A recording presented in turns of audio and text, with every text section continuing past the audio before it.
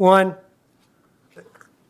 I hereby declare the Candioi County Board of Commissioners in session. At this point, I'd like to ask everyone, please stand and say the Pledge of Allegiance to our flag.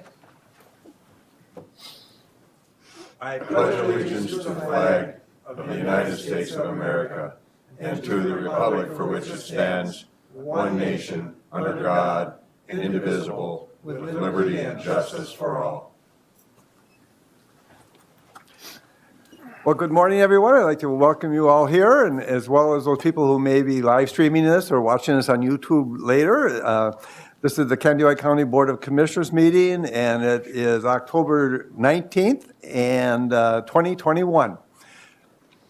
At this point, Commissioners, you all received copies of the bills in our email, and you most likely had a chance to look at them. And if there's any questions, please let me know that. Otherwise, I'll entertain a motion to proceed. I will make that motion. A motion to accept the approval of the bills. Do I have a second? A motion by Commissioner Nissen.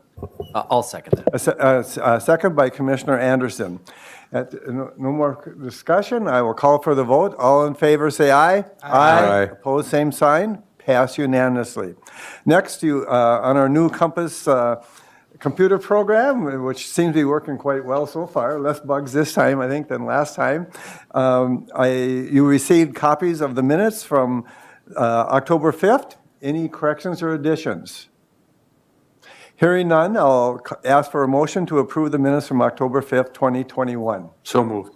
A motion by Commissioner Gardner and a second by I'll second that. Commissioner Emdek. I'll call for the vote. All in favor, say aye. Aye. Opposed, same sign. Pass unanimously. At this point, then, I will call on Corey Smith, Superintendent. Morning, Corey. Glacier Lakes. Yes, good morning. And you have a couple issues for us, I believe. A Yep. resolution 2021-39, and you're going to give us some updates. Yep. So, good morning, Mr. Chair, members of the board. Today, Yeah, would you introduce yourself? Oh, Corey with Superintendent Glacier Lake Sanitary Thank you. Sewer and Water. So, good morning, Mr. Chair, members of the board. Today, I'm presenting the Glacier Lakes 2022 budget along with the new rates. Your package should have included a budget summary, the resolution 2021-39, and the updated rates as shown as an Exhibit A, which I have handed out an updated version due to a typo. Let's start off with a little background. In 2017, Ellers completed a rate study for the district. Their study called for incremental increases in the operating and capital budgets to ensure health of the funds, utility funds. Eilers recommended a 5.25% increase for the operating budget and a 5% increase for the capital budget. In 2019, they completed a look back. They did the look back once a full year of data was captured, and then we compared it to the rate study. So that's a little bit of history on how we got to where we are now. So now we'll start talking about the budget. The Glacier Lakes 2022 budget summary is the one with the blue header. On the top left, you'll see the first two lines I have capital funds 29. Those two dollar amounts are for debt service on the plant and capital improvements. Fund 28, which is below that, the two below that, O&M usage fees for wastewater and water.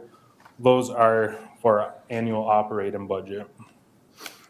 This adds up to $3,995,608.96. As you can see, most of our funds goes to debt service of the plant, which is capital fund 29. Also on this page, I've listed some 2022 projects. I also have some facts of the district below and some accomplishments for this year. The next sheet, well, actually, this year's budget is a little lower than last year's due to the fact that we had some assessments and bonds drop off. Last year it was at 4.6 million. This year it's at 3,995. The next sheet is the Exhibit A. These are the proposed rates for 2022. Just a little bit on that, you can see, I got listed on there 5/8 meter and 3/4 inch meter.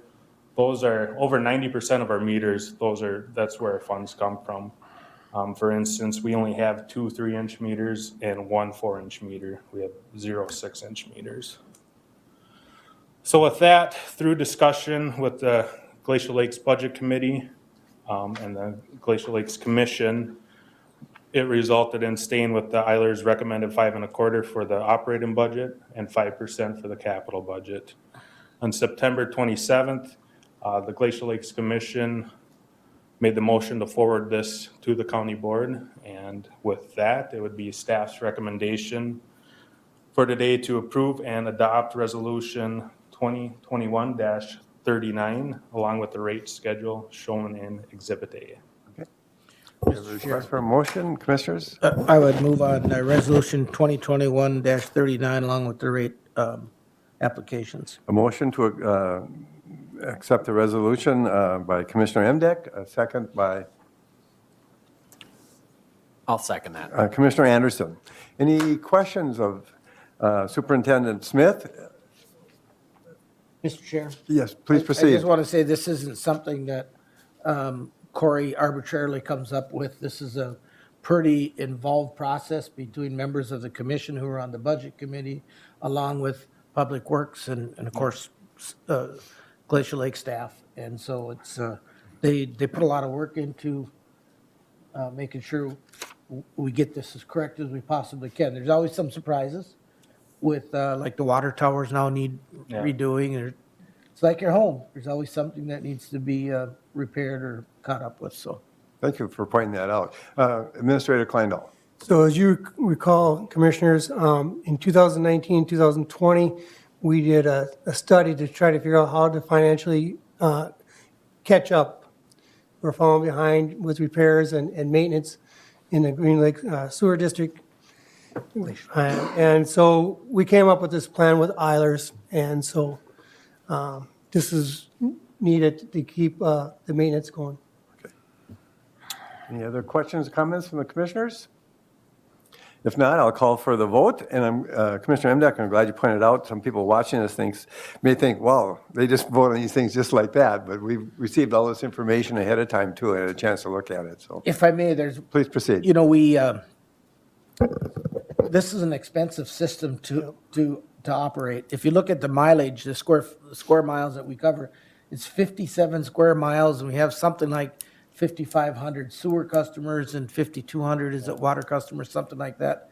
Compare that to the city of Blaine, which is 36 square miles and has nearly 30,000 customers on each side. So it's a lot of expense spread out over much fewer units than a lot of cities. So part of why it's expensive, but it does show the commitment of the citizens of the area to water quality. Very good. No further questions or comments from the board. I will call for the vote on resolution number 2021-39. All in favor, say aye. Aye. Opposed, same sign. Pass unanimously. Thank you. Now, please proceed with the next agenda item you have. Alrighty. The second item I bring forward is the completion and final payment of our wastewater treatment plant 2020 Phase 1 project. This was Phase 1 out of 3 phases, improvements that were identified in our 2019 facility plan. This phase was funded by PFA funds. This project started in October of 2019 with engineering and design. Construction began in August of 2020. This project had a couple different objects in it. It consisted of rehabbing our deteriorating flow channels, replacing our screen and grit removal equipment in the pretreatment building. And the pretreatment building is kind of the building that it pretreats the wastewater, gets rid of all the hair and everything that shouldn't be in the wastewater. We also addressed the HVAC and the biosolids roof. And one other item we did, we had a couple tanks that we recoated or sandblasted and recoated. The original contract price with Rice Lake Construction was $826,600, and the final completion is $830,667. On September 27th, the Glacier Lakes Commission made the motion to forward this to the county board. And with that, it is staff's recommendation to accept the project and authorize final payment. Okay, thank you, Superintendent Smith. I see there was a, $4,000 cost overrun, and we got to pay our bills. We have a contract. May I have a motion to approve this bill? Also move. A motion by Commissioner Gardner and a second by Commissioner Nissen. Any further questions or comments before we approve this? If not, I'll call for the vote. All in favor, say aye. Aye. Opposed, same sign. Passed unanimously. Well, thank you for the update, and have a good week. And next, I would like to call on Danelle Reed, and would you please state who you are and who you work with? I believe you have an update for us as well on the county jail expansion. This is going to be exciting. We've had a tour of it already, so Yes, I heard. Thank you. please proceed. Hello, my name is Danielle Reed. Good morning, Commissioners. With Klein McCarthy Architects, wanted to give you guys an update on where we are in the project. I know, like you said, you had the tour. In the board packet, wanted to show you, with any project, it's always important to say where we were and how we got here. And so the first page in the presentation has a before and after floor plan. And I wanted to highlight the goals of the project. If you remember, the existing booking area was quite small, and there was no direct connection between the vehicle garage, where the arrestees come in, and the rest of the booking area. And so the goal of the project was to increase the capacity for the holding and the booking area for security of the officers and the inmate transfer within the jail.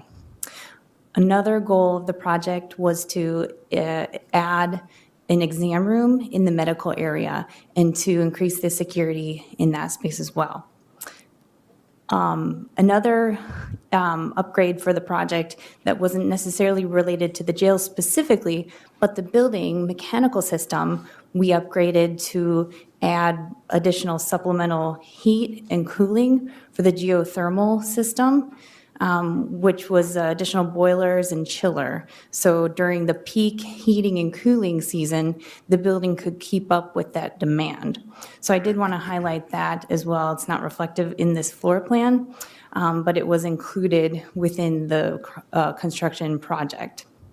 And I wanted to include some photos. So going into the second page of the packet, for those that weren't able to complete the tour, the photos on the left side of the packet show the before and after. And so what we did was essentially filled in the space where the entrance to the existing vehicle sally port was to create that garage space to connect into the new holding areas. Danielle, if you want to put your pictures, you want to center there, the camera's above your head, Oh, fantastic. so the people watching on TV Oh, can see. Yeah, follow along. Perfect. Okay. So what you can see here is the open space on the left side, two views of that. And then on the right side, identify what it looks like within the garage space. And so on the lower right corner, you can see there's two doors going into the secure holding cells. What those do is provide the holding area for courts transfer. So the correctional officers can safely house those inmates in that space while they're waiting to go to court. Okay, so the main event here, booking area. So on the left side, you can see there previously was 1 to 2 working spaces. It was also elevated up a couple of stairs. And there wasn't a real dedicated booking area to connect to doing the computer transactions with the correctional officer. So on the right side, you can see the enlarged space that shows there's different areas for fingerprinting, secure areas for staff to be in that area without being elevated, so there wasn't any steps to have to contend with. Next page, showing, let me see if I can get this there. Okay, looking at the exam space. So previously, there was one exam room tucked into the medical suite of the jail. And on the right side, on the lower right-hand corner, you can see there's a corridor leading through to the new booking area. So what that did was give staff a second exit to leave the space if need be. And then there are now 2 exam rooms that are secure within the medical suite area.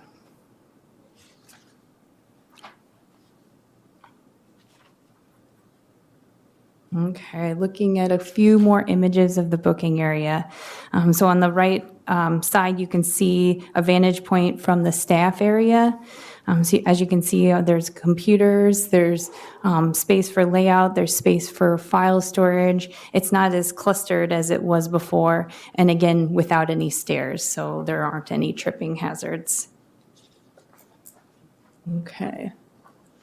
All right, I've got a few notes on here, but page 6 of the packet, I wanted to show you the project costs as it related to what we had previously presented to you.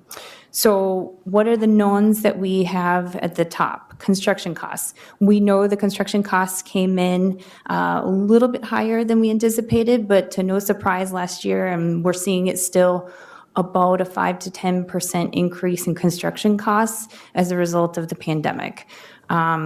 We knew that going in last year. The second line item is reflective of the change orders that we saw on the project. There were 3 that were bundled together. We had previously discussed that and agreed upon all the changes. We can go over some of those changes if you guys are curious. I know one of which was a fire alarm panel that was appropriately aligned into this construction project as the right timing and a sequence to have it be done by the contractors within this project. We are seeing, I want to say, on a nation level, 5 to 8% of projects come in with the change orders of this magnitude. Administrator Kleindl, please. So I just going to back up about the fire panels. Yeah. Those are big overruns, but if you don't do them at the time of the construction, it ends up costing us more. And in consultation with facilities manager Andy Thorson and I and Danielle, we decided now was the time to do it, even though there were major expenses. But if you don't do them now, yeah. And I don't, if you want to know more details about that, I can have Andy and Danielle explain those. Commissioners? Any questions on those? Okay. Okay. Doesn't seem any. Go Please ahead. proceed. Thank you for the update. Yeah, so having change orders be in just under 6% is within the line of expectation of construction projects of this magnitude. Having it be a renovation project, there's always unforeseen conditions that we find once we do start to get into the construction. The schedule did go a little bit long, so I think as a result of some supply chain issues and the sequence of construction, we were hoping to wrap up this summer, but got done a few last month or a couple in that time frame. Soft costs. Fees are included. We've got furniture included. Permit, I have that listed as a previous estimated cost, but it's zeroed out because it was wrapped into the construction costs. So I wanted to give you that update. Third-party inspections. So the costs, after looking at it, were not included in the original estimated construction value. So I did want to note that as something that came out of the costs that weren't in the original costs up at the top. And then the contingency, that contingency zeroes out once the project's all said and done. So overall, the project did come in a little bit over budget, but I think there are it is reflective of the current state of construction at this time. Okay. Are you looking for approval of the resolution or a motion to approve the overcost at this point, or is this an update? Not at this time, it's just an update. We Okay. do have a final pay app expected from the contractor. It's going to be reflective of the retainage that we're holding for them to complete all the final paperwork. So we will need to get from them the final operations manuals, as well as all the attic stock and making sure that they've covered all of their commitments there. We do have a couple invoices that we're looking at still, so there will be that final pay app and then invoice from us. Next steps, the 11-month walkthrough is something that we do along with the contractor so that we can ensure everything's working as intended before that 1-year warranty period. So we'll go ahead and get that scheduled with county staff and Andy. And then, yeah, that wraps up the presentation and the update today. Well, I can only think, I'm so glad we're at this point of the project, though. What if we were just starting today and we're worried about cost overruns? We're going to bargain, maybe. At this point, Matt, or either one of you, would additional things to add to it?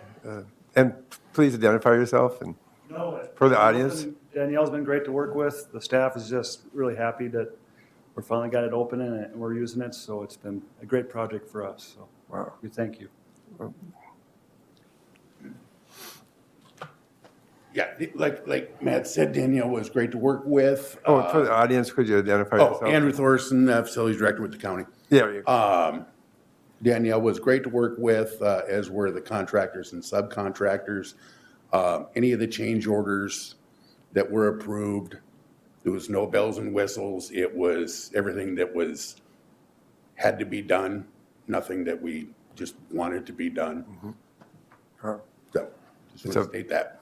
It's a beautiful It was great. facility. It's just hard to describe. You showed the pictures for it in so many ways. It's really good facility for mental health people coming in and dealing processing with them, but also for your safety and doing it safe so you can process a lot of individuals at one time. It's compared to our region, is there any other setup like this? At this size, I would say probably, Stearns County. Oh, sure. Maybe, that'd be, but the smaller counties around us, yeah, they're probably nothing like that. Well, unfortunately, it's needed. Yes, one of those things. Well, any questions from the commissioners at all, or comments?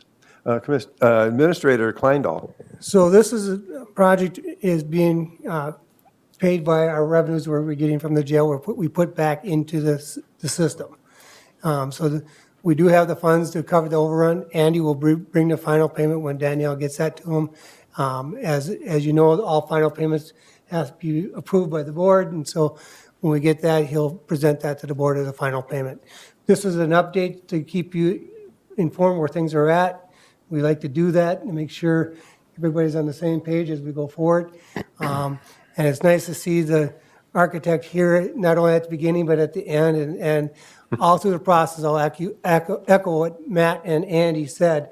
Every one of those change orders I had to sign off on, and there's always questions and conversations, but we could always have good conversations. We could pick up the phone and we knew what the reasons were right away. And when there were disagreements, we were able to sit down and talk them out. And so when you get a project this big, there's always some, oh shucks, I wish that would, but it did go well. And I would recommend it, work with them in the future anytime. Well, thank you very much, and we're very proud of the end results, for sure. Okay, thank you. Thank you. Next up, I would like to call on Public Works Director, Mr. Odens. Good morning, Mr. Odens. And Now, do you want it overhead? Want to talk about the race? Any overhead or anything? Mr. Chair, members of the board, we will, Larry, we will probably want to use the overhead, but maybe if you wouldn't mind queuing you in on that one. Right Just now? give me just a, I will give you.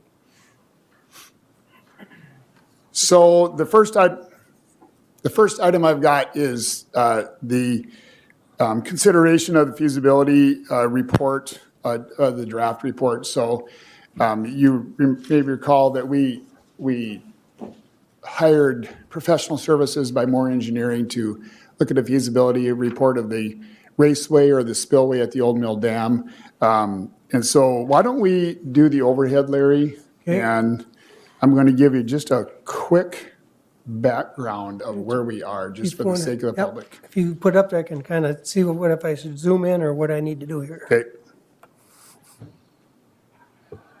What do you think?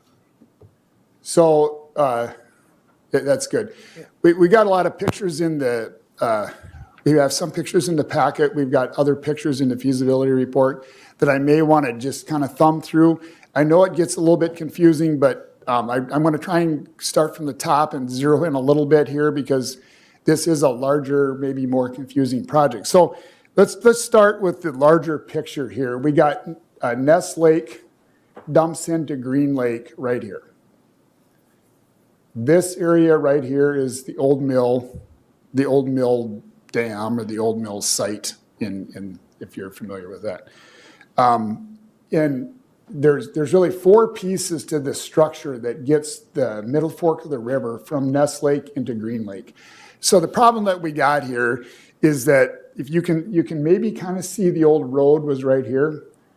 The old road there's an original box that was built in the 1900s. And in 1964, 1965, we built this box.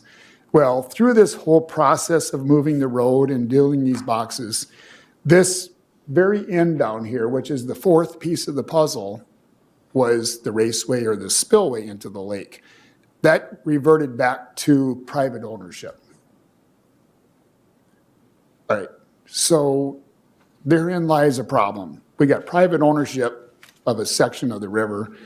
I don't think anybody really intended that to be private, but it turned into be private ownership. So what are you going to do?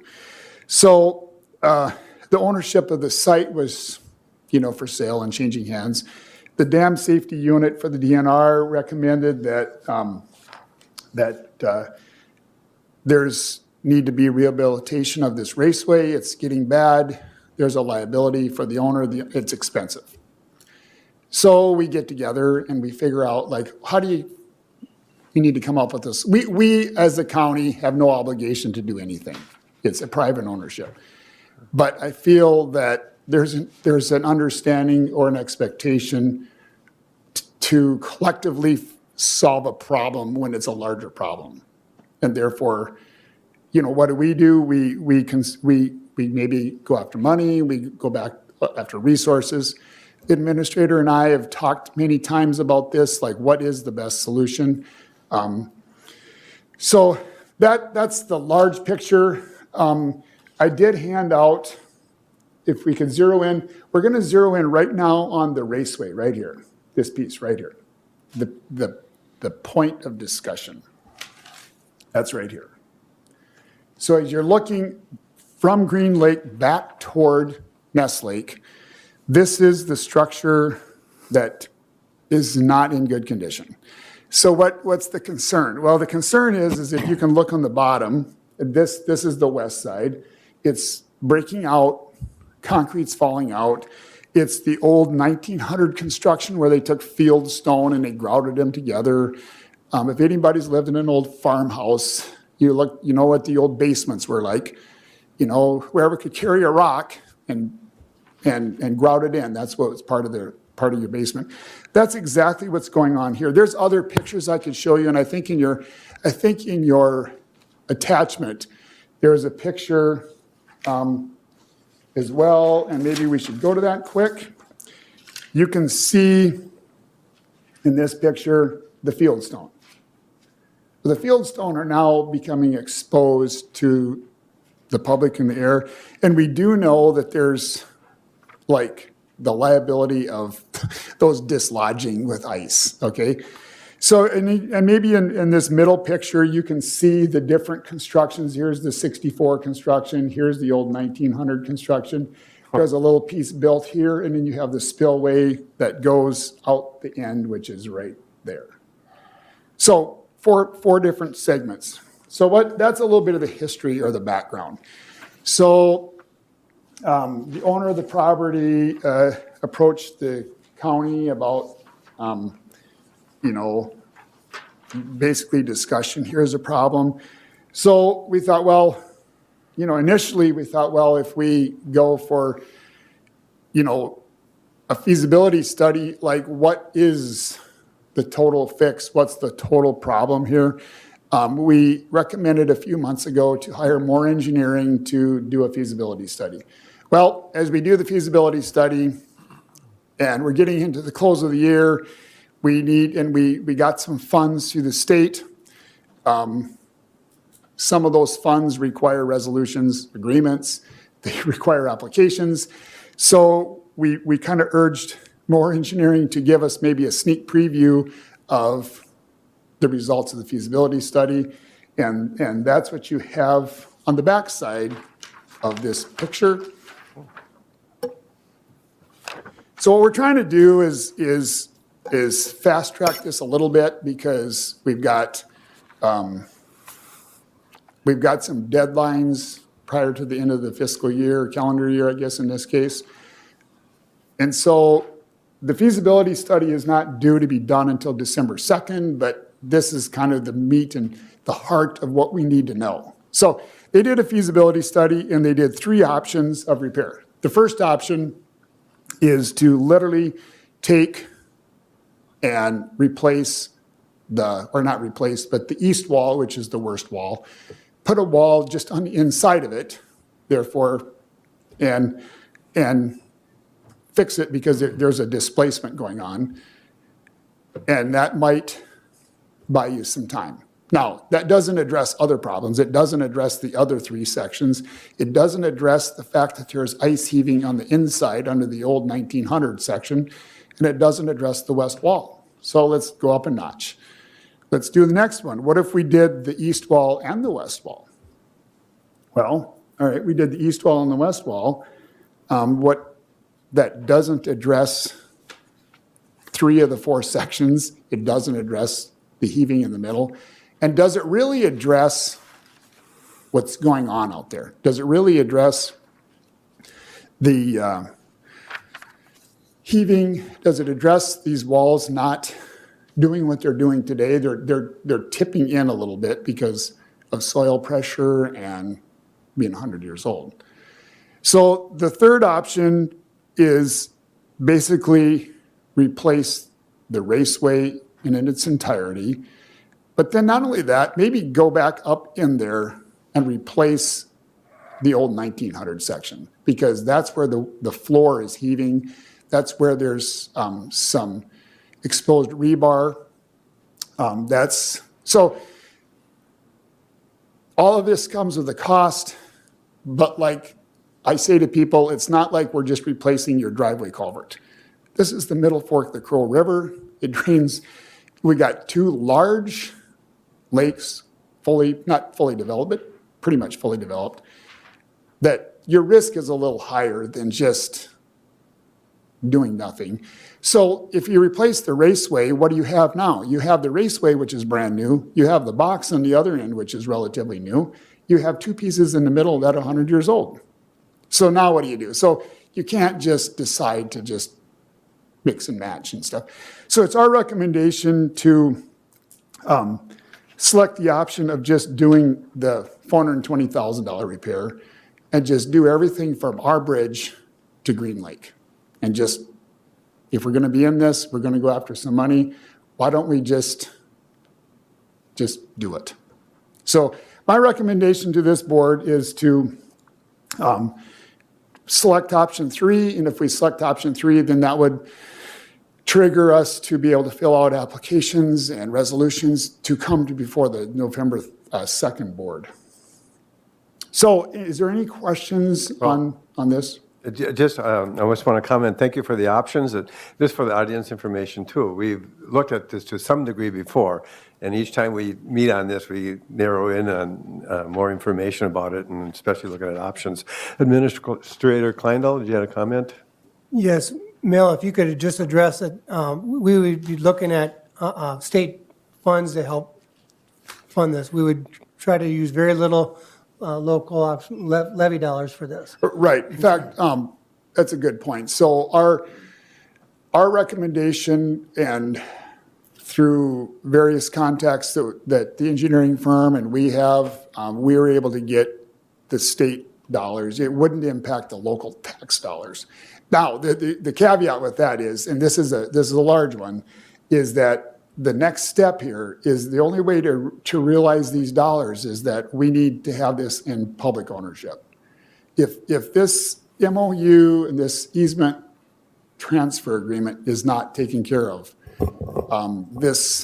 everything we talked about is not going to happen.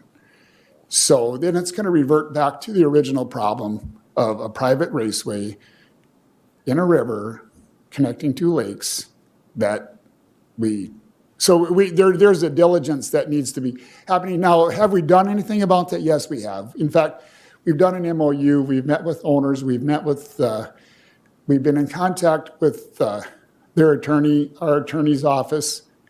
Shane Baker and myself have made comments on their draft of the easement. So we're getting close, we just can't stop. So.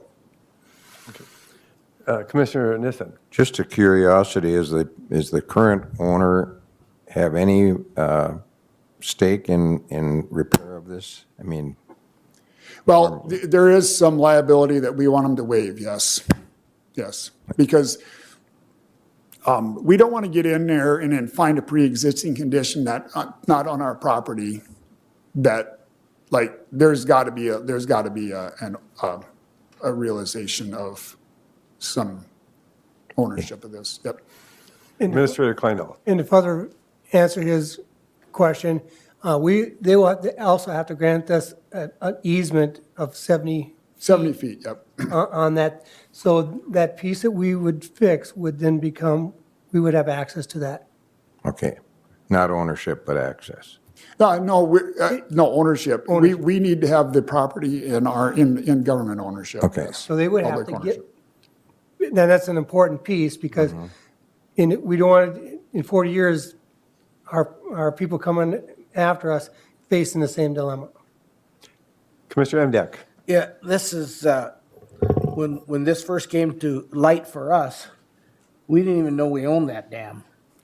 And, but back in, for those of you who know the Salisbury's, who have the Jimmy's Appleseed or Apple Orchard, now the Glacial Lake Winery, it was Sandy's dad who owned this property. And then when the county moved the road in the early 1960s, he deeded the property over to the county. They just forgot to deed the tail end of the raceway.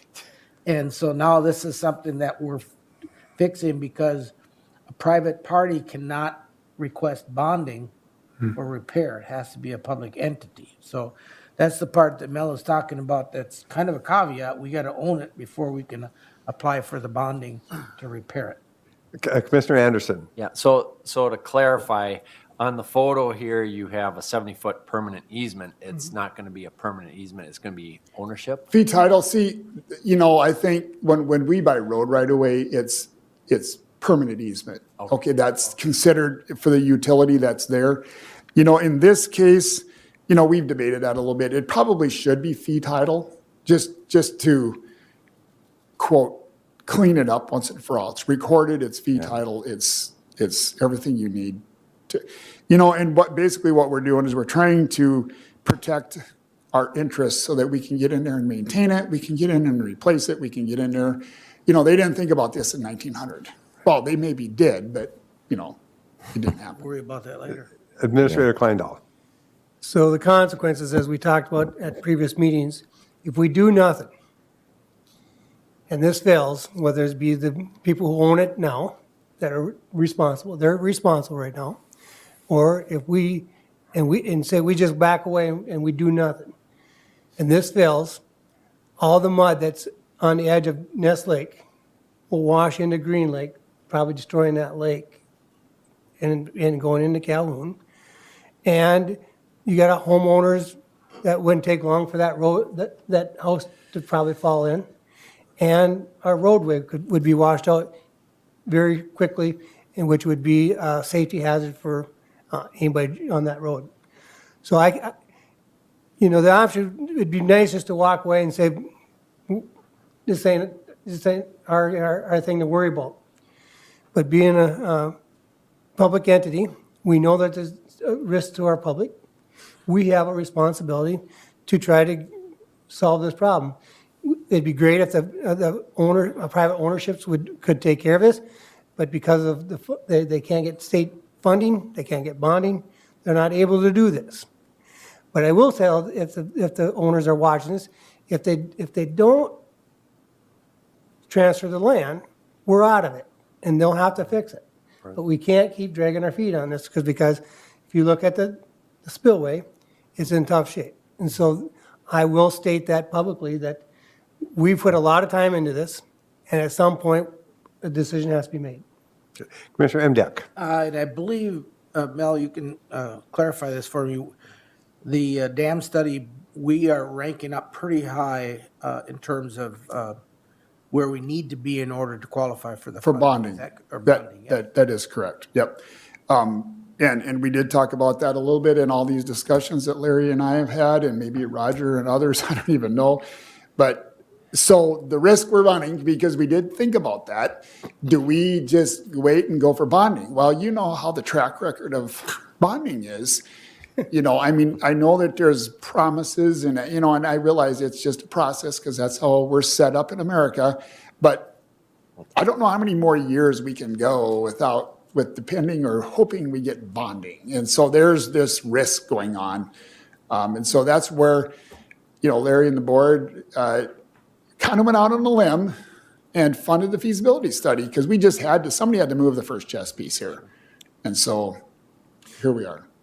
Mr. Chair, are we looking for Commissioner action Emdek. today? The action that I'm asking for is to select option 3.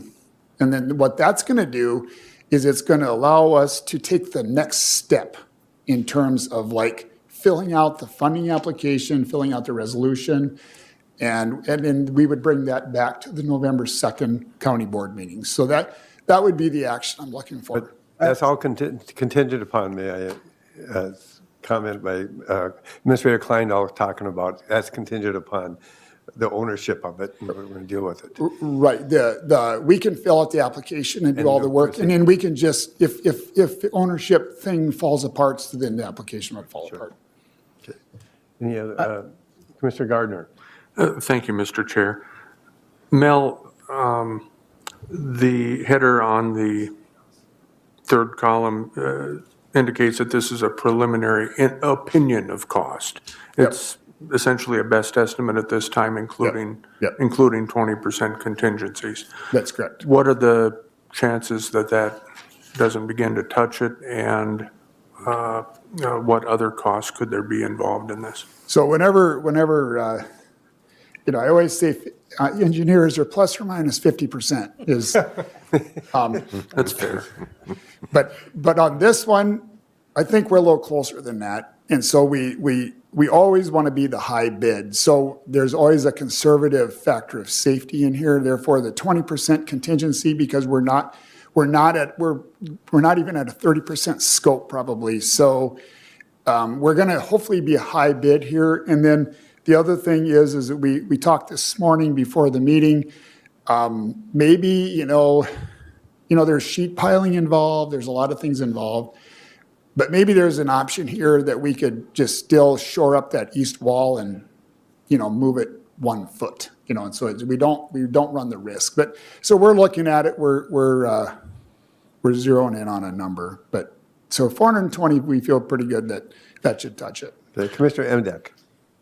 Thank you, Mr. Chair. And to Commissioner Gardner's point, the cost of doing nothing is probably a lot greater. My experience in water movement and land is that the first cabin and maybe the second cabin would end up in the lake if that spillway fails. And now we'd be looking at kind of front page news at a cost far greater to fix it. I'm going to move to accept Mr. Oden's recommendation for option 3. Okay, a motion by Commissioner Emdek I will second. and a second by Commissioner Gardner. I'd just like to comment too, you know, some of these other, the option 1 and option 2 is like putting Band-Aids on stuff. And it seems lately that there's been a lot of things coming in front of the board that 50 years ago, 100 years ago, it's time that we have to update things. It's like appliances or something, they get old. And if we don't do it, like Commissioner Emdek said, we're doing planning for the next 100 years. And now is the time for cost-wise to do it. And Commissioner Emdek, as you said, it's going to cost us a lot more, even a few years from now, correct? Well, Mr. Chair, if I may, even in our own lives, you know, you're building a shed, you're building a house, you say, oh, we can deal with that 20 years from now. I won't be around to have to worry about it. Well, like the sewer district on Eagle Lake a few years ago, that 50 years suddenly was on us. And so those things happen. We don't need to have another generation have to deal with, you know, our failure to deal with it. Sure. And I like the fact, too, that we're trying to minimize the cost of this on property tax dollars as well. Yep, yep. Any other questions or comments from the commissioners? If not, I'll call for the vote. All in favor of the resolution, say aye. Aye. Opposed, same sign. Pass unanimously. Thank you, Mr. Odens. And now you are still on the agenda. And Yeah, I you wanna am. Talk about, Sales tax. righty. Are you gonna need a map? Over No, but we could, let's start with automap or without the overhead and then let's flip. Let me know. Okay, yep. So, Mr. Chair, members of the board, the sales tax. We talked about the sales tax at previous road and bridge meetings. We talked about it 5 years ago or almost 5 years ago. We talk about like what's the best way to fund road and bridge work. We know that right now there's a huge push on the federal scale to fund road and bridges.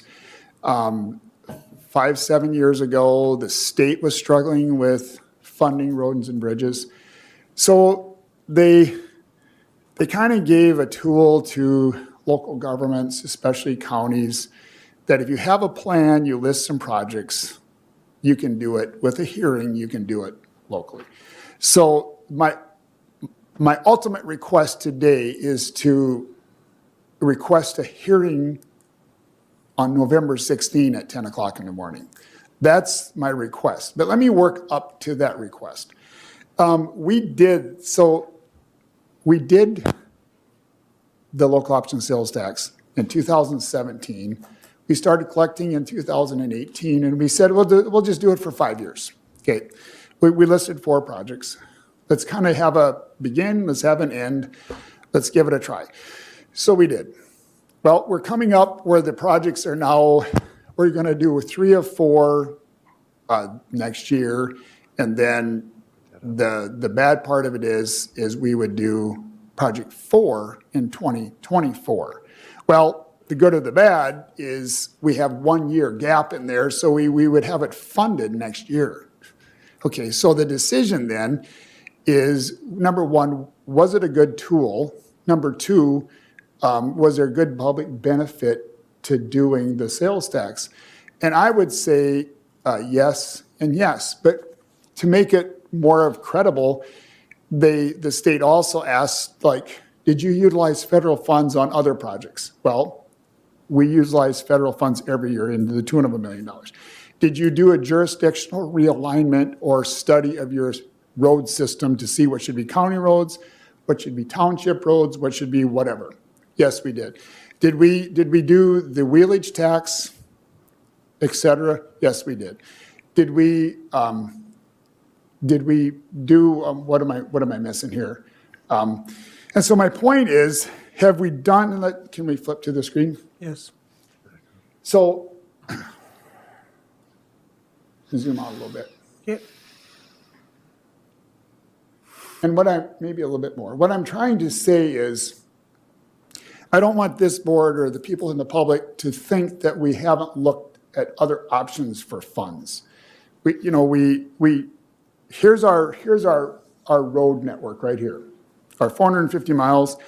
We have 190 miles of federal, 240 miles of state, 218 miles of county roads, and then we have the township piece down at the bottom.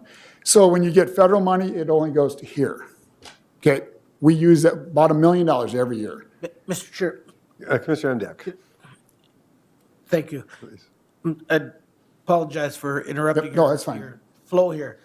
So you're saying that if this federal infrastructure plan gets passed, it still stops where the line is now? That is correct. You wouldn't, you So would, as you much couldn't. money as they're talking about in that bill, there's help there, but it's not going to help No. below that line. Nope, it won't.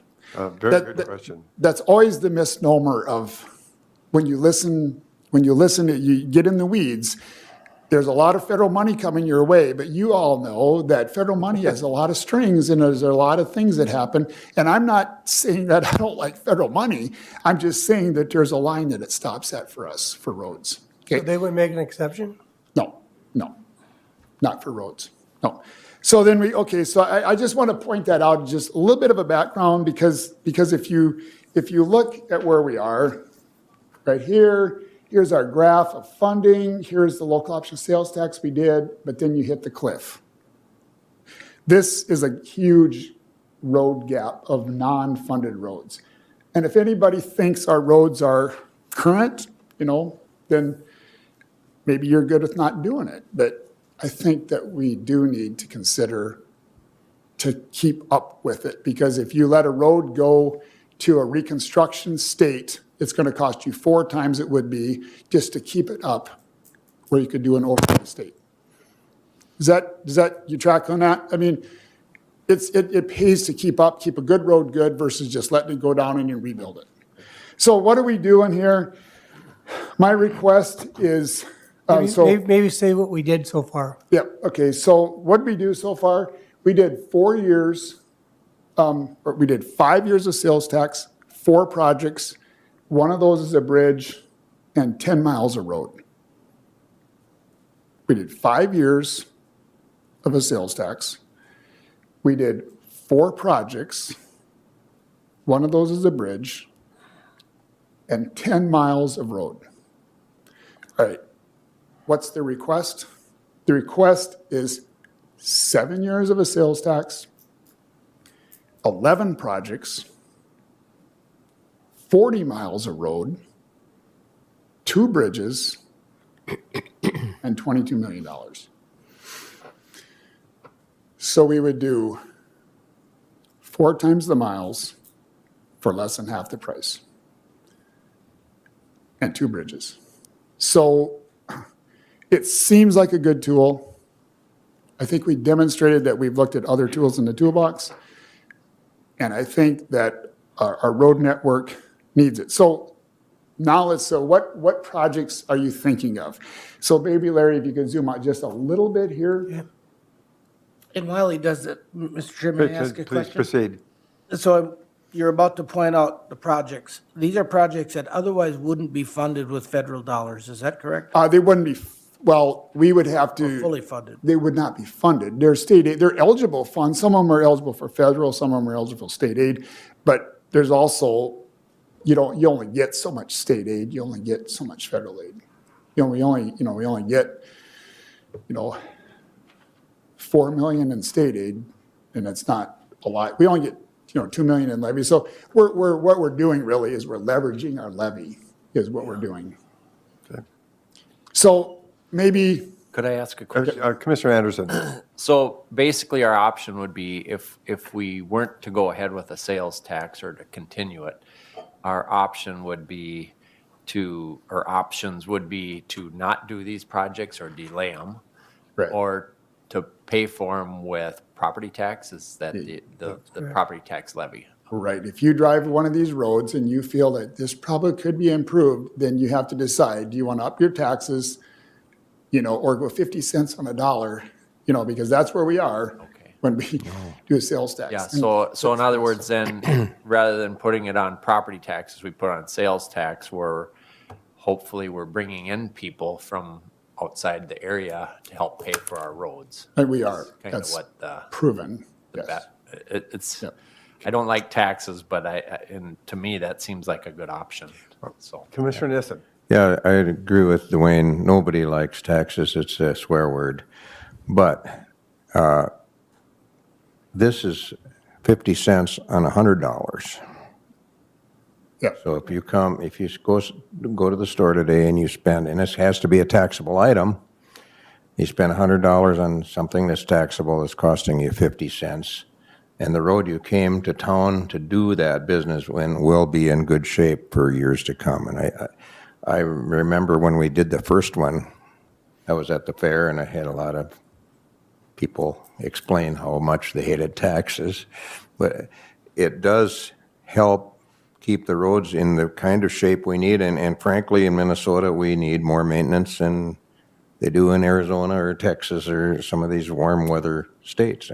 We have to do something, and that this is, they call it an option for a reason. It's a way to fund things that we absolutely need to do without going to the property tax. And as Dwayne also mentioned, people coming to Wilmer, a regional center, will help us do that. And they threaten not to do it, but they still show up, so. Okay, Mr. Odens, just to step back, what we're discussing in this is if we should proceed and see if we have a public hearing or not, and Right. get public input, and still keep an open mind and listen to what the public has to say as well.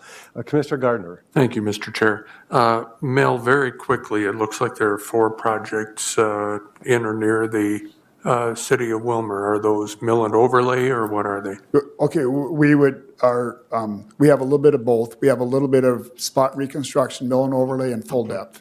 So what the highlight of this, if you will, that I would say is we would like to address, not just trying to exclude Wilmer into this, we would address the county roads in the city of Wilmer. I know the city of Wilmer is looking to improve their road system because it's, they're concerned about the condition. We would do the county roads in the city of Wilmer. Another one that really needs work is from Sunburg down to 40.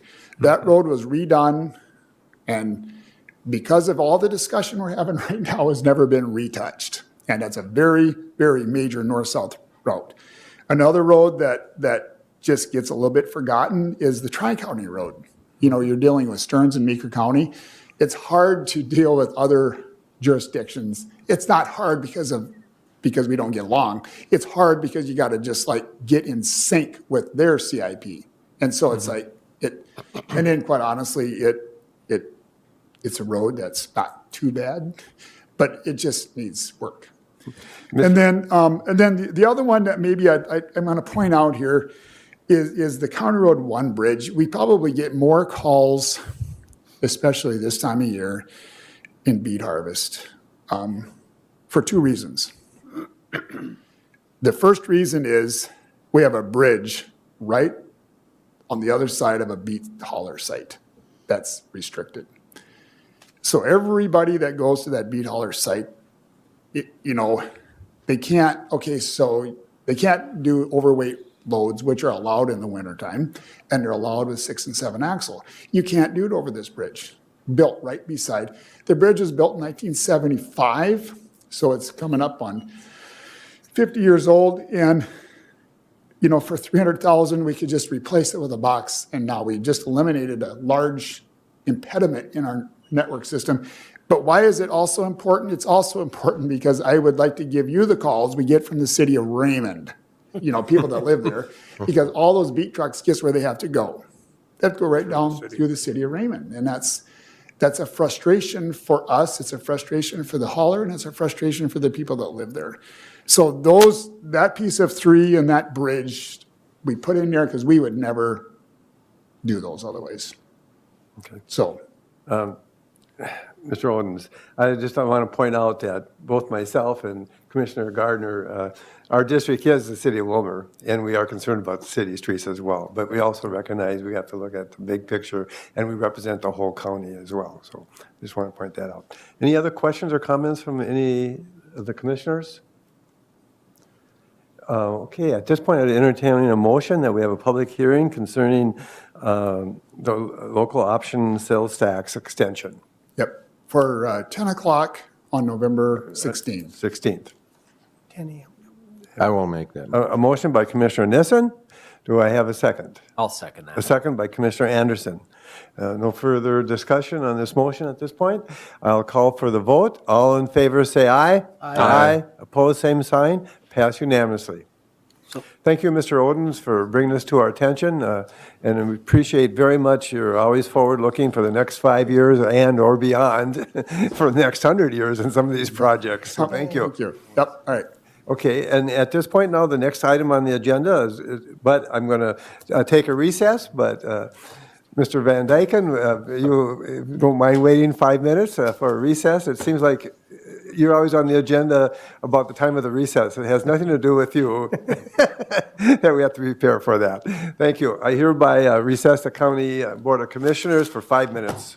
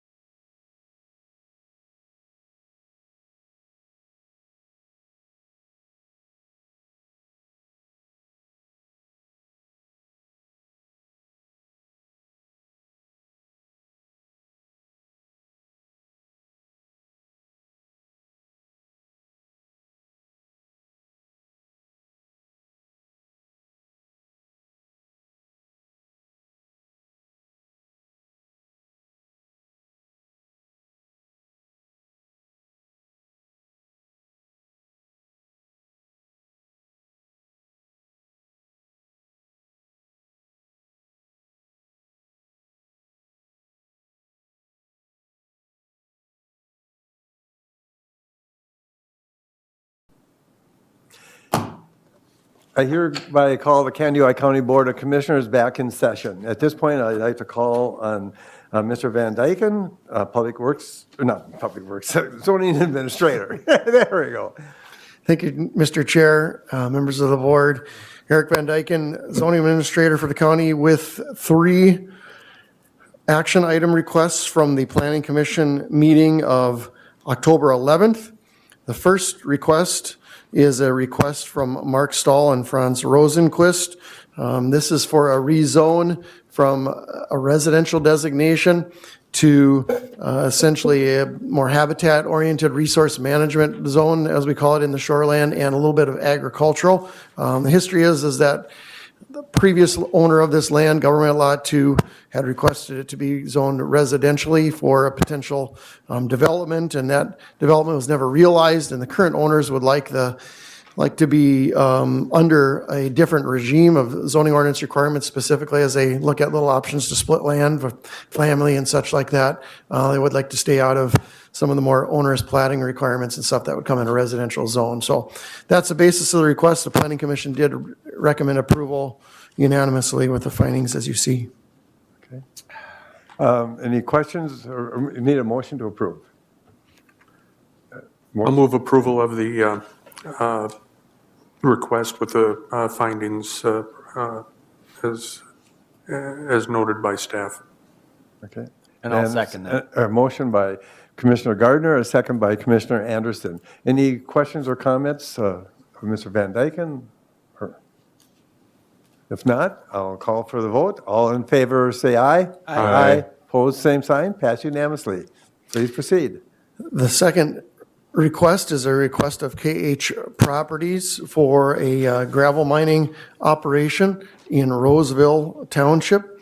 This is a request that the county board here has recently made an environmental review decision on, specifically a negative declaration on the need for an EIS. So this has undergone the full scope of environmental review. No concerns were identified during that process, and we've made notice of that decision. That's gone out since have had the hearing at the Planning Commission, and there was not a lot of, really no concern expressed at that time either. And so the recommendation from the Planning Commission is approval with 11 attached conditions and the findings as you see.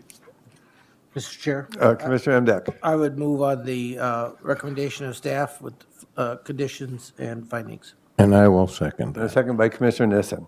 Any questions or comments? If not, I'll call for the votes. All in favor, say aye. Aye. Opposed, same sign. Pass unanimously. Thank you. And the third request is a request from Dan Lang. This is for a business that proposes to process poultry that has been partially processed already. So they would get things such as necks, backs, and wings that have had a good amount of the meat already taken off them. And they would further process through what's called a mechanical separation process, where the meat and will go one direction and the bone goes a different direction. Immediately, both of these products then will be frozen into large cubes and stored in their freezer for shipping out. The meat, all of the meat will go to pet food manufacturers, and some of the bone will go that direction as well. And some of the rest of the remainder of the bone product will go to their own mink ranches that are in the Eden Valley area of Stearns County. There would be no mortalities here. This is all food that's brought in from processing plants in a reefer, all brought inside. None of it's ever outside. And so there won't be any, maybe the smells that you might associate with rendering and handling a larger scope of animal byproducts. The Planning Commission did unanimously recommend approval of 3 attached conditions. I just would quick note that one of our current big poultry producers does have facilities on both sides of that. Jenny O specifically has turkey farms, long-established farms to the east and to the west. We did explore with them quite a bit what their concerns might be, and in the end, they were quite satisfied this would not be a negative impact to their property, and so they were comfortable with the proposal. You definitely have a variety of requests for zoning. And look like you had a very thorough discussion of this. Do I have a motion to approve? So move, Mr. Chair. A motion by Commissioner Emdek and a With second by, the findings and conditions. with the facts and findings, or conditions and findings, yes. And do I have a second? I'll second. A second by Commissioner Gardner. Any further questions or comments? Commissioner Emdek? If I may, this is really quite interesting. For those of you who are not familiar with the site, I remember it as a Mormon Feeds plant. It's on Highway 23, just in the Howick area, right along the highway. And it is the exact same process as making chicken nuggets, getting the meat off of the bones, and it will almost, maybe more importantly, I think they're looking at employing 10 people in this plant, so it's creating jobs too. Commissioner Gardner? Thank you, Mr. Chair. Just to comment that after that rather graphic description, I think I'm sworn off of chicken nuggets forever. Stick with the chicken strips. Thank you. There you go. Oh, keep adding to the list, please. Turkey loaf. Okay, no more questions or comments, I understand. I will call for the vote to approve the conditions and findings. All in favor, say aye. Aye. Opposed, same sign. Pass unanimously. Thank you very much for thank you. coming. And have a good day. Next on the agenda is the Kandiyohi County's Administrator's Annual Review. And for your information, we announced this about a month ago, and it was passed out the information to do a performance review on Mr. Kleindahl. And this is a performance review that's done every year at this time, and this would be the 15th or 16th one, I believe. And we have an extensive form that we all are requested to fill out for the audience information, and the ratings are based on exceeds expectations, and that this rating is earned by the individual who sustains a performance, easily distinguishes them as one of the county's best performing employees, and goes on. Also, the other criteria is they could meet the expectation. This rating is earned by an individual who fully is competent, whose work is completed and meets all standards as expected, and his level of performance is considered good and valuable. And the other two areas we use in rating each area is a D. It does not meet expectations, and that rating is earned by the individual who performs on a regular basis and are not as acceptable. Or number C, can excess. I would like to mention that there was no ratings of a D at all, and I would be surprised if there was. As I said, it's very extensive. We review leadership, supervision, problem-solving, decision-making, goals, job and knowledge and applications of skills, communication, and customer focus. And underneath each one of those categories, there's another 4 areas that we rated with the same method, except for the very last one, there was 3 areas. I want to skip, before I move on, I would just like to Commissioner Anderson, just give this if you want to just take a look at it. This is what we compiled. Each commissioner did this, and myself and Vice Chair Commissioner Emdek went over these and compiled them all into one report. And this is a compiled thing from everybody, so if you just want to peruse it, look at this, and then pass it down to Commissioner Nissen and Commissioner Gardner if they want to look at that. So we compiled all the scores together, and we didn't break it down by individuals on this. And on the last page is the summary of it all. And the very last page is, as you can probably, you'll see it when it gets there, the different ratings of E's and M's. But I really want, at this point, just to really zoom in on the next to the last page. This is an 8-page report, performance review. And I want to just really mention the bottom line initially is One of the categories is overall performance. So we all rated Mr. Kleindahl on all these other different leadership skills and so forth. But the overall performance, overall, what do we think how he is performing? And these are the number of I'll start out, 1 was exceeds, 2 was exceeds, 3 is exceeds, 4 exceeds, 5 exceeds. So overall, all 5 county commissioners unanimously thinks his overall performance exceeds our expectations of a county administrator. I want to read just a couple of, we do have the time, because I think it's really important that the public knows this and hears this, and I think it's only fair to Mr. Kleindahl to hear this out loud and verbally from the county commissioners. What are some of the greatest strengths that he may have? His strengths include his commitment to his job and Candioi County. He has exceptional people and leadership skills. He pays good attention to details, is focused, and has outstanding fiscal abilities. Larry can cut through the noise to get to the bottom of the issues. I kind of like that one. Mr. Kleindahl has strong and capable leadership. He has a servant's heart for the job. He cares for the staff across the board. He has great capacity for performing all aspects of his job. Mr. Kleindahl is able to handle multiple situations at the same time with ease. I like the fact that I can sit down with him and talk over issues. When we may disagree, and that's very possible, we can come to a conclusion where we can both be satisfied. What area can he improve in? None other than to continue to do an excellent job, and excellent and outstanding job. Another comment, so much extra has been asked of Mr. Kleindahl for the past 18 months. I believe it is incumbent for the board to extend to him some grace and some additional help. He needs to be able to let go and turn over some aspects of his position to other department heads as staff. And finally, I'd like to read the last 2 comments. Once again, somebody wrote, I would encourage Mr. Kleindahl to delegate some of his work, even if we have to consider some additional staffing.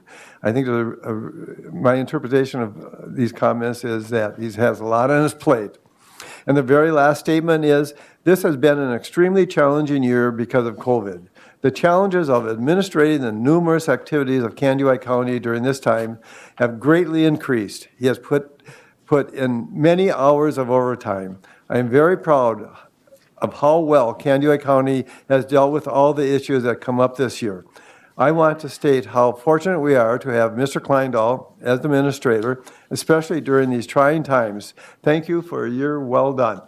So, Mr. Kleindahl, I believe you did very well in your performance review, and nobody is not surprised that you didn't, so thank you.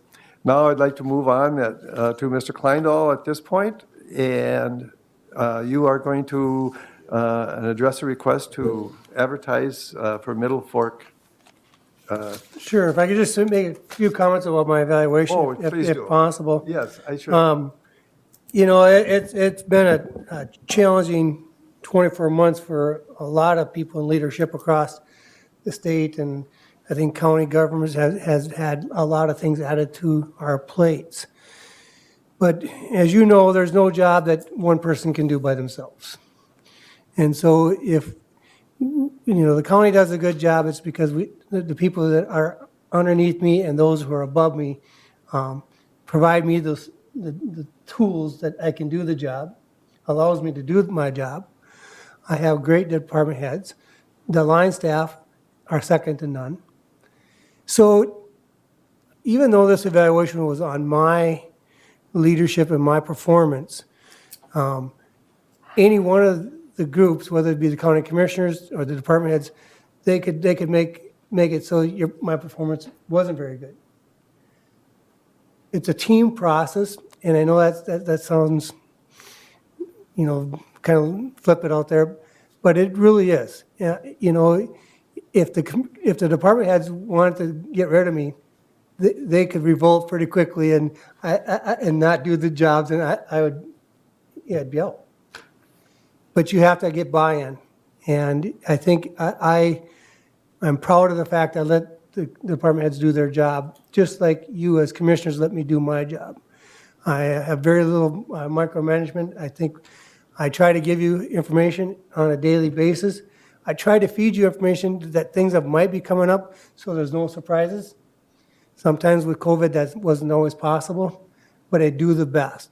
And if we have a citizen or something has some concerns, we try to address them. There's no way we can make everybody happy all the time.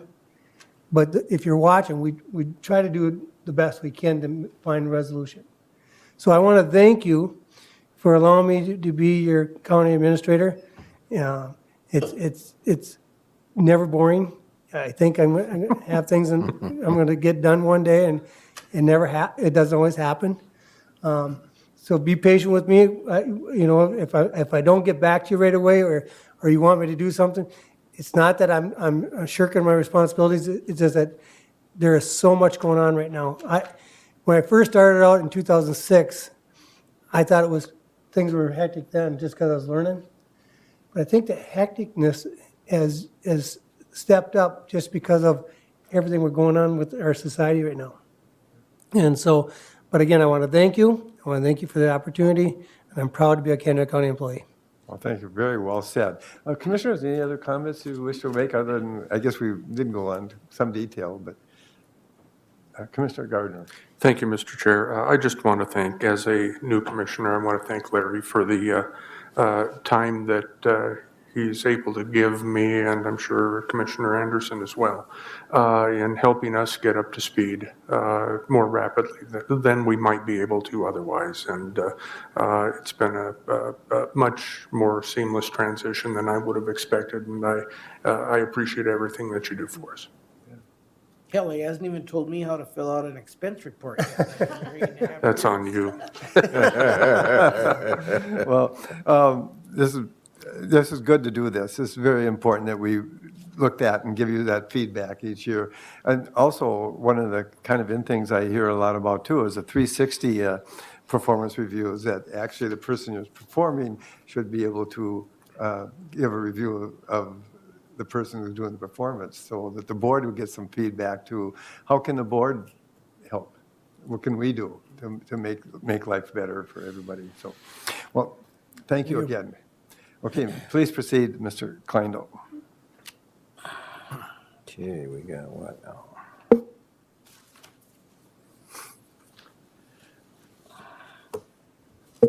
Thank you, Mr. Chair, Commissioners, members of the public who are watching.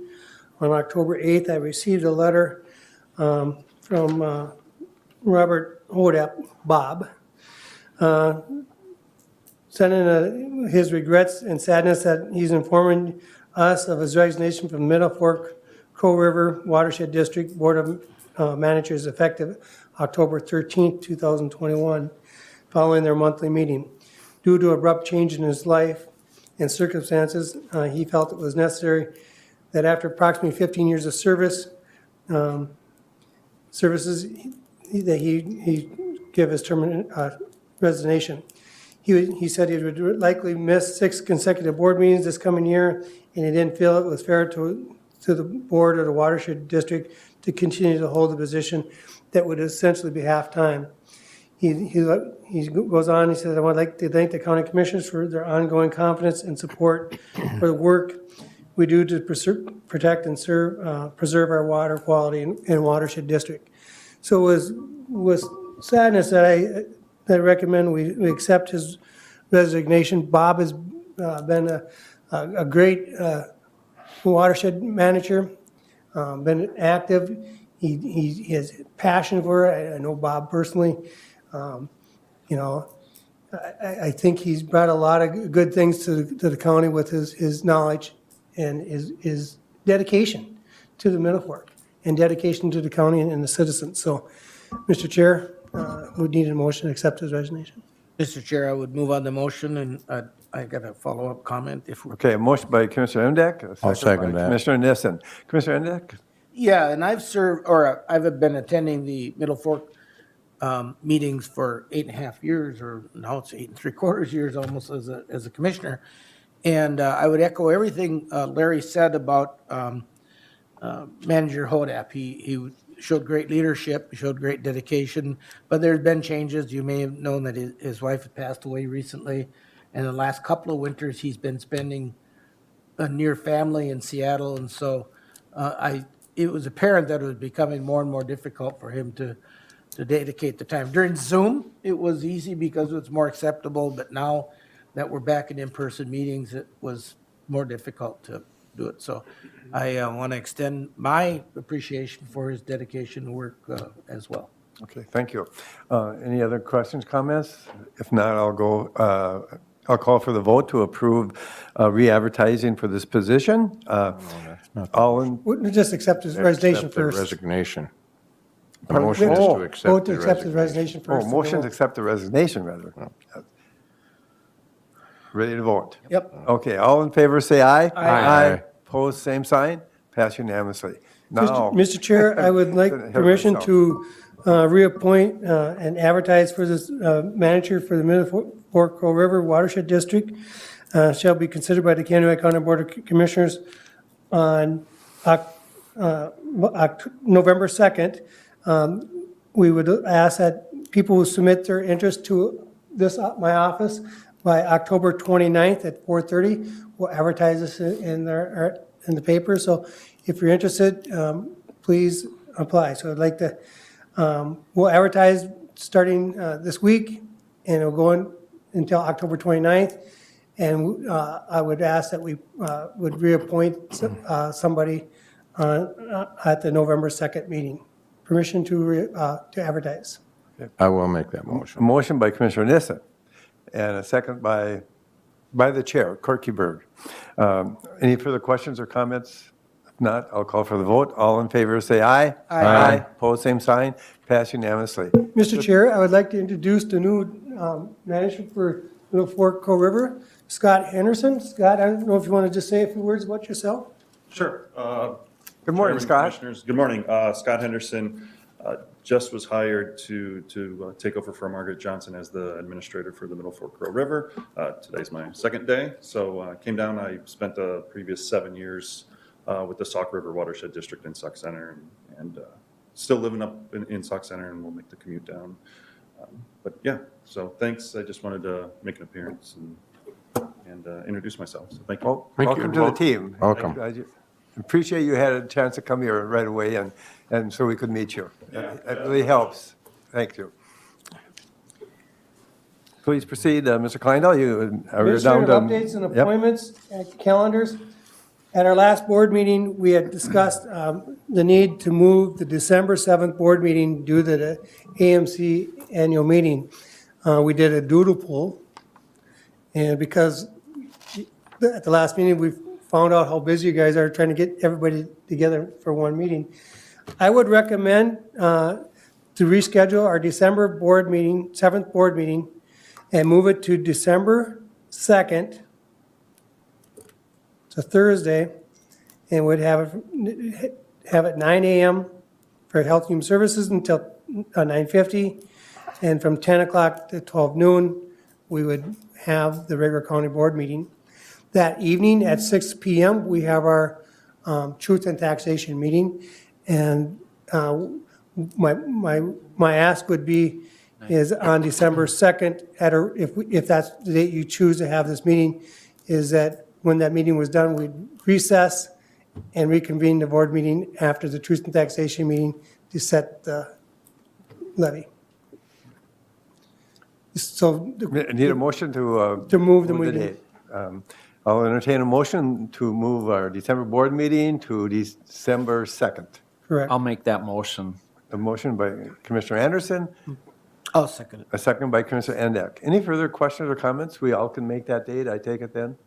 That'd be- Yep, I did check with everybody. Yep. Okay. All in favor, say aye. Aye. Opposed, same sign. That is our new meeting date for December, for the first meeting in December.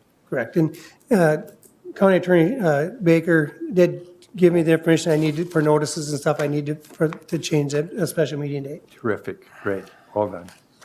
Okay, other things that I have on for appointments and committees.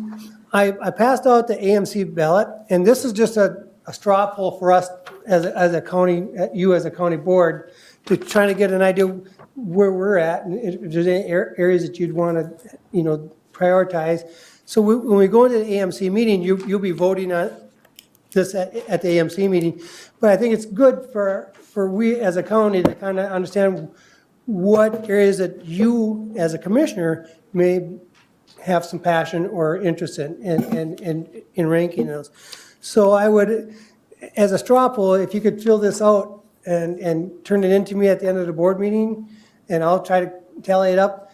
At our District 6 AMC board meeting, we have to give a report, and I would ask that the chair does the report, and he can say, well, Kennewick County's top 3 items are whatever you guys put out there. So if you don't mind doing that, I think it's just a way of helping us prioritize what some items we might be interested in. Any questions on that? Mr. Chair, Commissioner Henrik. I think this is fine, but we could have a situation where 2 check marks indicate our top priority, which could be a little misleading for the bigger group, but I think it's a good exercise to go through. Yeah. I have a hunch that Dwayne's going to do natural resources, environment. I'm going to do transportation. All the committees you sit on? So you're saying we can put 5 check marks right? Which right one in you the should thing? See, but those are the conversations it's good to have, though. Sure. And this is just general things. It is. Yeah. But it does help to know and get some feedback. Mr. Kleindl, anything additional information? Otherwise, this might be a good time for me Yes. to make a special announcement. Mr. Kleindl pointed out to me that we received some emails just recently from the Transportation Alliance, and they're going to give out an award this year. It's an award that they give out, not necessarily every year, but they try to make it every year as much as possible. And it's an award from the transportation for somebody who's an outstanding advocate for transportation. And it's called the William Koransky. And I'm probably not pronouncing that person's last name very well, but I gave it a good try. And it's an award that is really recognizing somebody in our state. And I really would like to mention who that is. And it happens to be one of our county commissioners. And this award is going to be taking place on November 3rd in St. Cloud at the Kelly Inn. And I'd like to announce that the recipient of this transportation award for his advocacy is Commissioner Roger Emdek. So Congratulations. thank you for what you're doing on behalf of Kennewick County and the state of Minnesota. So for transportation, and you made trips to Washington D.C. You've been a great advocate, and we're lucky to have you on board with our team. So, thank you very, very much. Yeah, you're welcome. There are a lot of people who work equally as hard for transportation matters, but it's something I enjoy doing and appreciate it. Great. Mr. Berg, Commissioner. were you, anyone going to announce, I think the Drug Task Force recently got a statewide award. Thank you. Go ahead. Yeah, well, I'm not sure if but I just saw that, and it's a statewide award for our local CEE, is it 6 or 7? C6, Drug Task Force. Yeah, Drug Task Force got a statewide award for being the best in the state. Yes. And that's. Big honor. Thank you for. That's very nice to see, and I think they should be proud of themselves, and they do great work to keep our citizens safer, I guess. Yes. And they're putting their lives out there on the line as well and doing that. And to be recognized, and we talk about some of our priority issues, and meth and those type of issues are a big deal here in Kennewick County and our region. And for our team being recognized by the state, we're having an impact. And whatever we can do to support that group is important. And I would like to even see it get bigger. But thank you for bringing that up. They deserve definitely a big pat on the back, and good stuff for our county, good things that's happening. Okay. If this, all our appointments and calendars are pretty well up to date, so I'll move on to Commissioner's report, and I'd like to start at that end today, if I may. Commissioner Gardner? Thank you, Mr. Chair, and once again, I want to thank and congratulate my friend Commissioner Imdek on his award. It's definitely well deserved.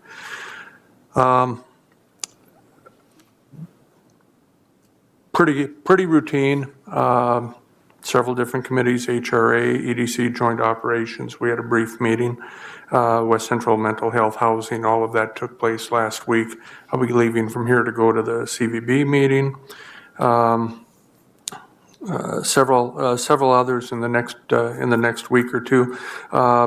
I am going on, and it's not an official thing, but I am going on to the Wilmer Main Street Board and participating on that as well. That happens to fit within my district, and a number of folks there that I'm familiar with and looking forward to helping out there as well.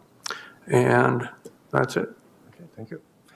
Commissioner Nissen? Okay, I had some meetings. He mentioned already the EDC special meeting to I think, hire someone. And Woodland Centers, Woodland Centers is having, how should I put this? We have some rough going with hiring staff and so forth. It's been difficult, and we're struggling a little bit with that, and also our numbers are not where we'd like them to be, but I'm sure that they are going to pick up on that. Prime West met, and they had some similar not so good, I wouldn't say it was bad news, but the fear is that the and I can never remember that term. Procurement is could go badly for us. It's not for sure, but the way things are going down in the metro area, which have been kind of Mr. Prisbill has been watching that, and he has some fears that they're not going to, they're going to bypass the law and put county-based purchasing and just do whatever they want. Hopefully not, but it's something we need to all be aware of. Last Friday, the whole board was outdoors, and probably the most miserable day of the fall so far. And we had the state DNR chair, or not, the chairman of the DNR, Commissioner Stroman, was here, along with a lot of other dignitaries, Pheasants Forever folks, and we spent a very cold afternoon, first at the Dalton Johnson WPA, and then later at the Atwater WPA. But it was informative, and we had a good round table through the shivering. And so that was interesting. Last night we had a meeting at the annual meeting of the Prairie Woods Environmental Learning Center, and that's my report. Okay. Commissioner Anderson? Okay, yeah, I had, since our last county board meeting, I had 3 meetings. One was on the 7th. It was a county hazard mitigation meeting. It was via Zoom. Not really a lot there, I guess. The next meeting was on the 8th. I had a community transit meeting, and that was in Olivia. And basically the big takeaway from there is it's getting really difficult to find people to hire at the kind of the salaries that we're offering. And we had to we were trying to figure out a way to work around the kind of salary agreements we had accepted, and we're basically stuck till 2023 at those levels. And I don't know at this time. I think they're still working on that to try to lure people in to hire for a certain position. And right now there's just too many jobs and not enough people. applying. So it's, if you're looking for a job, it's a great opportunity to find a job at this time. And then the last meeting was last Friday, which was that meeting that Raleigh and all the rest of us attended, which was really cold, but I was very happy that it was all in my district, and so it was great that everybody could kind of have a chance to see my area, so. So if it was in Rogers District, would it have been warmer? Maybe. It was a cold day. No, it'd be worse. It's further north. Further north and higher elevation. Yeah, oh, higher elevation. Okay, thank you, Commissioner Anderson. Commissioner Emdak. Thank you, Mr. Chair. I won't, well, I will add on to the Prairie Woods Environmental Learning meeting last night. Quite a few changes taking place out there. Steve Friedland, who some of you may or may not know, was one of the training coordinators out there. He put in his resignation a couple months ago. You maybe heard that. And Taylor Templer, the YES coordinator, is also leaving. And so they're working last night. We approved to hire a search firm to help us find an executive director for out there. And of course, it's been challenging during COVID because they can't hold the programs that they want to hold, and they need, the programming is a big source of funding for the operations out there. But working our way through it, it's a great facility. If you've never been out there, now is a great time to go out and check it out. I had an EMC board meeting last Friday, I think it was, or a week ago last Friday. And a lot of the things that we talked about at the board meeting, you'll hear about at the district meeting, which I hope you can attend next Wednesday on the week from Wednesday on the 27th. We've invited the legislators to be there so that we get our opportunity to talk to them about the things that are important to counties. And I think Larry and Corky have kind of direction from Ryan Ernman on county reports. Encourage everybody, I think we're all registered already for the annual meeting in December 5th through. And then the only other thing, I have asked Julie Ring to, I've been serving on the state Aquatic Invasive Species Advisory Board for the last 3 or 4 years now. And my committee assignments have really been affected by that schedule. And so I asked Julie Ring to find a replacement for me. That's a recommendation from AMC for who serves on that committee. In fact, December 2nd, I should have been in an AIS meeting as we're going to be meeting here as board now. So anyway, I'll be stepping down from that, and that's it for me. Okay, thank you. And I'll go last, but just for everybody's information, Mr. Odens has an update for us too. Well, I'll just finish up my reports, very short as well, since we talked a lot about them already. The meeting with the DNR, I just want to just emphasize what a good meeting that was. And they were just so impressed that we had all 5 county commissioners there taking part, shivering in the cold, but it was a good exchange of information and getting to meet people, see them in person. It was a very, very well done and a very productive meeting. Also, as a result of that, and maybe something else this weekend too, and before, it was probably planned, but I heard that DNR is going to, they're getting to know Candioi County and they really like Candioi County, so that's good. And we are so happy to have this communication with them, and they're possibly going to be having a 5-county conference here in Candioi County come next summer. If 5-state. Or 5-state, yeah, a 5-state conference. It's a big conference here, so that's very positive, and you don't know how this stuff all comes about. But as Commissioner Emdak often mentions, it's so important to be part of all these conversations and the networking, and it builds relationships. I had the same theme that you all have reported on. I had a CCT meeting, the 3-county transportation program, and with bus drivers and a shortage of staff. And this was a 3-hour meeting, and we tried to look at ways of what are we going to do about this? I mean, we're having to cancel some bus routes because of it. And you got union contracts and salaries and budgets are set already, you know. It's hard to find people. And we used to never have a problem in that program, but it's very hard to problem solve and to get the staff to do all these different kinds of jobs that we have, and some are very crucial in many different kinds of ways. And it's horrible that we have to cancel a route and all this kind of scheduling and get the people to do these jobs, and they're just not out there. It's just weird how this all happened at one time. So that was my biggest meeting probably this last couple committee meeting the last 2 weeks. I mentioned the DNR.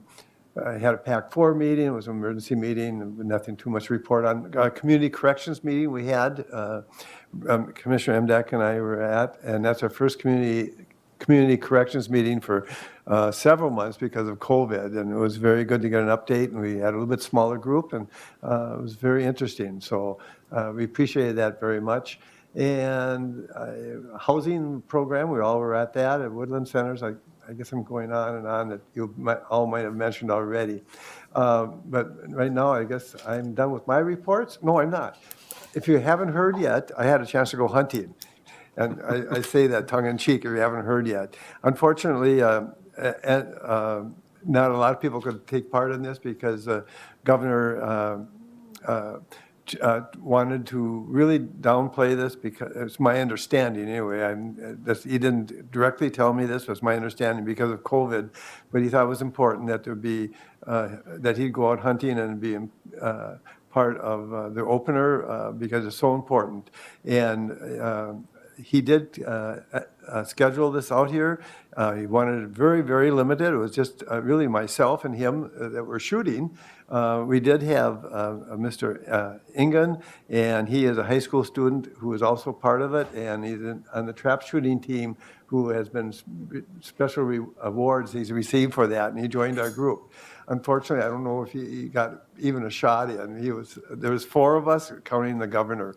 So it was a very small group, but it gave the governor a chance to come out here and be part of our state, and any opportunity we have to get a governor seated to come to our community is greatly appreciated, and he was very friendly, and hope this builds on more important and better things. So it was a good opportunity, and I guess I was lucky to, as the chair, and also being a very long-term Pheasants Forever member, that I got invited to the group.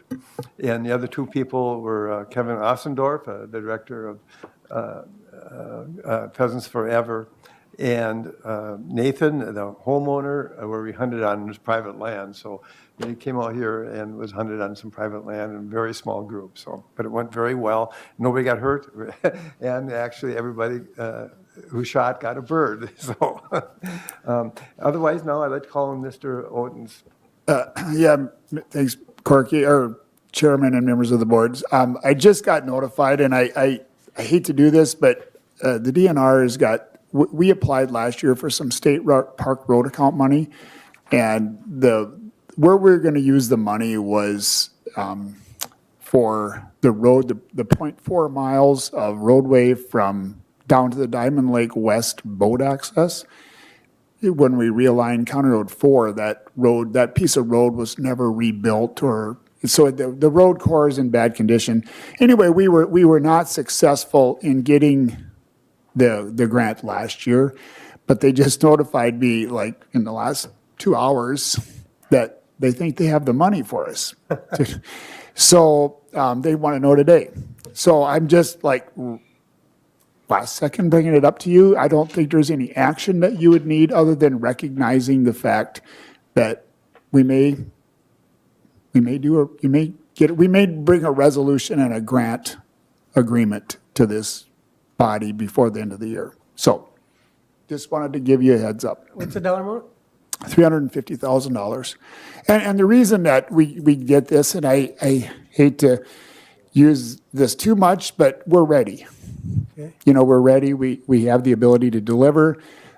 So when there's money that is unused by another public entity, this is the second time in the last few weeks that you know, we just get contacted because whether it's a trail, or whether it's a, a road, whether it's a state park, you know, and I think that just shows, you know, if you have good plans and they can depend on you and you can deliver, that's what they want. So, and I just wanted to give you a heads up. Well, one more thing about our relationship with DNR then. Yeah. Well, very good, thank you. Are there any further questions or comments from anyone at this point? Otherwise, I will adjourn the Candy County Board of Commissioners meeting. Where do we have this?